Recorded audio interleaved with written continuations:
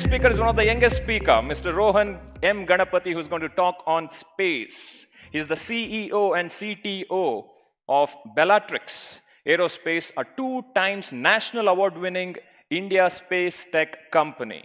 He is an aeronautical engineer and his areas of specialization include electric propulsion, rocket propulsion, and space system engineering.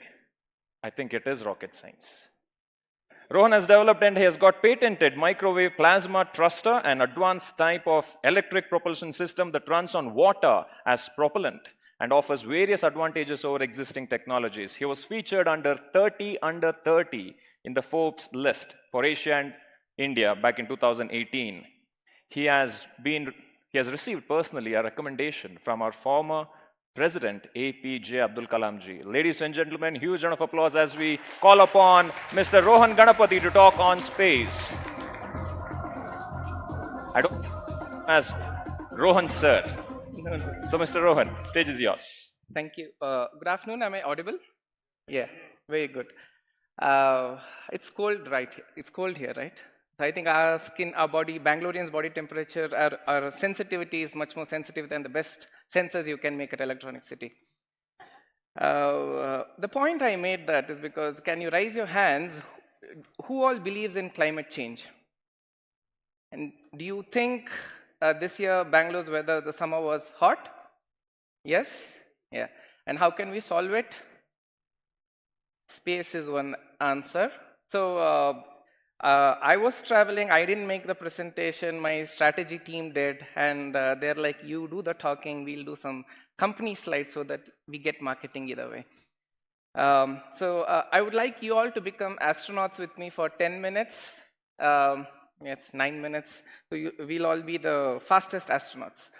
So I would like you all to imagine with me and come on a journey to understand how fragile the ecosystem is, and then what's the business opportunity there. Carl Sagan said when Voyager was launched, I think it's Voyager 1 or 2, which went to Saturn and just turned back and took a photograph of our planet Earth. And he called it a pale blue dot. Imagine in that pale blue dot, it's just a pixel in the photograph. 8 billion of us live, right? And that's how fragile the ecosystem is. And every astronaut you've spoken with, or if you will ever speak to, they'll say that entire Earth is just protected by a blanket of thin atmosphere. If not, it's just a vacuum of outer space, right? But that also gives us a lot of opportunity. You can just think how small we are in this grander creation and what space has to offer. So I would say in the next 50 years, if there is one industry which will be the biggest employer, that is space, right? Because after Earth, you have Moon. Again, to address climate change, we are still class 0 in the human evolution scale. We are dependent on natural resources for our survival. So what if Earth runs out of natural resources? We're already harming our planet. We can't jump to class 1 of civilization. I think you can Google what is the scale of human evolution. So we need natural resources. The closest we have is Moon, right? It's no longer a science fiction and it is happening. And I'll give you this small tidbits to cover this story. So we have to go to the Moon and mine from there for our extended survival. How do? We have to develop space technology. But space technology is expensive. How do we make it? We Indians are very good at making complex missions at most affordable price. Let's not call it cheap, because we have done great missions like the Mangalyaan mission as well as Chandrayaan at a very good budget. So coming to our story with Bellatrix, that's how we started. You know, gold is available underneath the ocean. Why don't you mine? The cost of mining is more than the value of gold. Similarly, why don't we go mine on the Moon? Because the transportation cost is so expensive. So we thought, why don't you build an engine that runs on water as the fuel, so that water for your return journey is available on Moon as well. You can maximize your cargo. So that's how we started, and it was a crazy thought process. 4 years of research, we did succeed in building the world's first engine which runs water as a fuel. And we became accidental entrepreneurs because then ISRO said, we'll give you an order, but we didn't know how to execute that order. And that's how we started Bellatrix. Bellatrix is the name of a star, and we named it after that.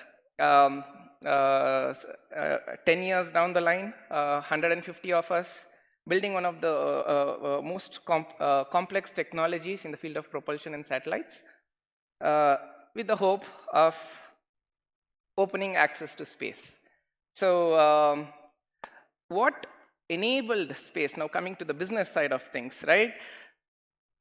India has ISRO, and ISRO has also developed all the ecosystem to support ISRO's missions, right? And globally, space today is a $450 billion industry. And by end of this decade, it is expected to cross $1 trillion, okay? But India, even with ISRO, one of the top 4 biggest space agencies globally, we command less than 1% of the global space market, okay? Why is that? Okay, one answer, I'll just jump to the last slide and then I'll come back to what we are, okay? This slide here, okay? So what is happening is, there was, for example, anything you do in space is dual use. You have to do a lot of import.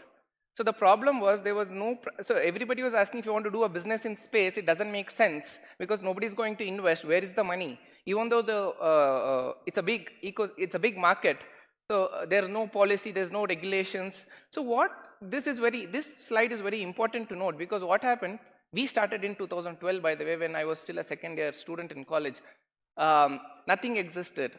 So we were one of the first space companies in India, and then we launched Bellatrix. But we found, imagine a startup's engine costing 3 times more than a propulsion system sold by Boeing. The reason is because 90% of the components was imported, okay? And out of those imported components, at least 50% went into approval list, that is end use, what if it's being used into defense, we can't sell you, those kind of stuff. And then 2016 is where the magic happened. India became a signatory to MTCR, that is the Missile Technology Control Regime. So anything you do in space is always dual use. Remember, a rocket can launch a satellite. If you just tweak the software, it can also take a ballistic trajectory and put a warhead on some other country, right? So when India did become a signatory to MTCR, a lot of things opened up, and we also got into Wassenaar Pact and the Australia Pact, which allows other countries to share dual-use technologies with you. With that, gave a big push to Bellatrix per se, and we were able to develop all these technologies at a fraction of a cost, but that didn't stop us. We still felt we need to indigenize.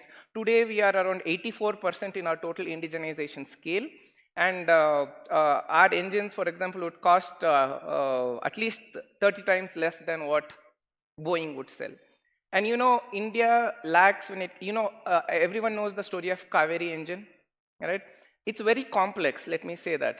So similarly, rocket engines and satellite engines also fall into that category. We touched upon that subject to ensure we have total indigenous control over that technology. So we did build, and all these things enabled us, okay? And then what happened was, no VC was ready to give us funding. Simple reason is they were asking, if you launch a satellite to space and then an American satellite, if they both collide in space, who is responsible? Will my money go? So these are all comes outer space treaty, but India didn't have a space policy, okay? So it's always true, law always follows technology, so we quietly kept building technology. But then it happened, 2017 somehow, we became the first private company in India to receive a space-focused VC investment. And after that, till then we were just 3 companies in India. Back to 2024, 300 companies in India. Okay, in just a matter of 3 to 4 years. All thanks to what this government realized is, to become a $5 trillion economy by end of this decade, space is one of the major pillars, okay? What should we do? We need to privatize. So ISRO has its own goals to deliver. So they created InSpace, an agency which will promote, regulate, and authorize private players. With that, you see a lot of startups coming. Investors got confidence to invest in companies so that they can come up with new technologies. And morning I heard the word jugaad, right? So I wouldn't say jugaad, but we know how to build quality stuff at a fraction of a cost. And also what happened is 2023, FDA, they allowed 100% FDI in space under automatic route. So which we were also the first company to get an FDI investment. So again, back to 2024, as I said, 300 plus companies in a global $450 billion industry, but we are still not there. US has 5,583 space companies valued at over, cumulatively at over $4 trillion. We still have 300 companies. UK has more, but even when we have great organizations like ISRO, what is stopping us? Now, I would say nothing is stopping us. Talent, for example, this is one field where you don't need to be an aerospace engineer to work in space, because space is always about, I always joke in Bellatrix, only 4 of us out of 150 are aerospace engineers. Rest all are experts from, be it AI, be it the VLSI, or be it, metallurgy. It's one field where there's an amalgamation of all the specializations which come together. So to address the problem of employment and skill set, I think I would confidently say that space is one industry where talent is valued, and now that in India this ecosystem is picking up, I think by 2030, we playing a major role in the field of space. My time's up. Time to land back. Just one more point to say, critical point. We are talking something called as on-orbit economy. So let's forget about building economy here. So we have an extended, you see this in science fiction movies, we have extended economy above us, which we call it as an orbital economy. And in future, it will be no doubt that our kids or our grandkids would be working there. What we are doing is we are building Uber for space. So for example, it's very expensive for you to build and launch a satellite on a dedicated rocket. What if you hitch a ride share? So you're building cost-effective satellites which can drop multiple satellites across multiple different orbits. And to end this, I would say this: we have a dedicated space lab in the Indian Institute of Science here in Bangalore, where all these engines are tested, all the sci-fi stuff, and I invite everyone to come and have a look at it to see what we're doing here in India.